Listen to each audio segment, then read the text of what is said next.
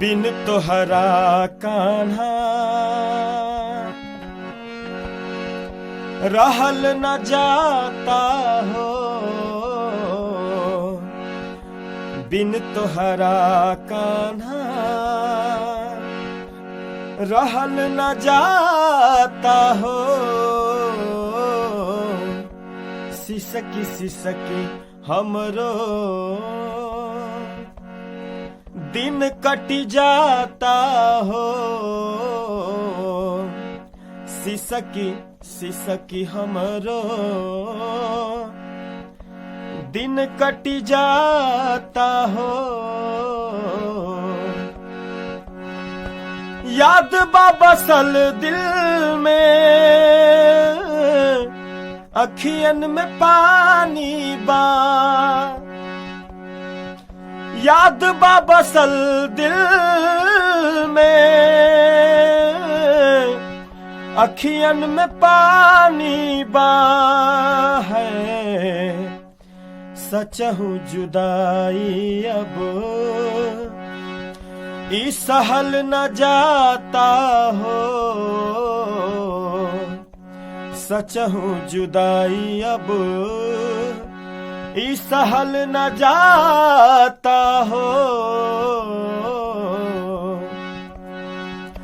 सपनों न देखी ले, निंदियों न आवेला है, सपनों न देखी ले, निंदियों न आवेला है।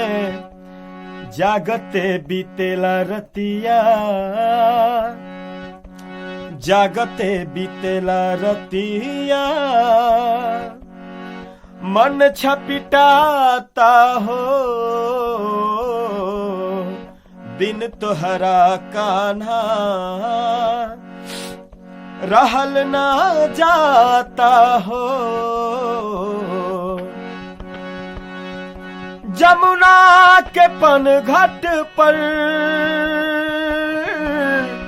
कदम के छैया में हो, जमुना के पन घाट पर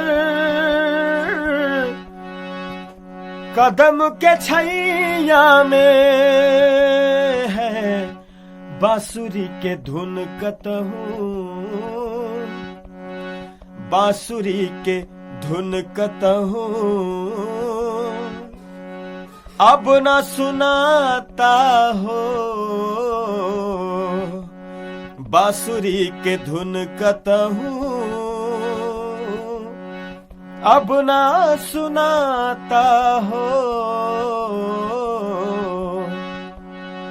और अंत में राधा रानी कहती हैं, आ जाना अब प्यारे, तड़पत बानी हम है, आ जाना अब प्यारे, तड़पत बानी हम हो। प्राण निकल जाई, अब प्राण निकली जाई, ऐसन बुझाता हो, बिन तोहरा कान्हा रहल ना जाता हो।